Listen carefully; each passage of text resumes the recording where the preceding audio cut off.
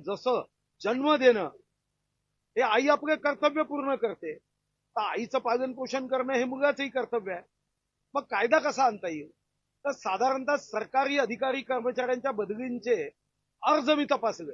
99% अर्जामध्ये home town मागितलं जातं आणि सांगितलं जातं माझ्या वृद्ध आई बडगाची सेवा करायची आहे.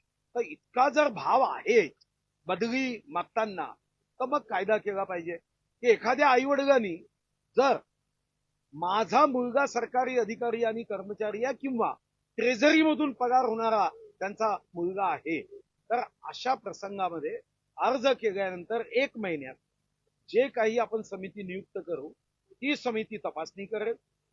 त्यांचं म्हणणं योग्य असेल तर 1 महिन्यानंतर त्या कर्मचारी अधिकाऱ्याचा 20% पगार हा डायरेक्ट आई वडिलांच्या अकाउंटमध्ये जाईल.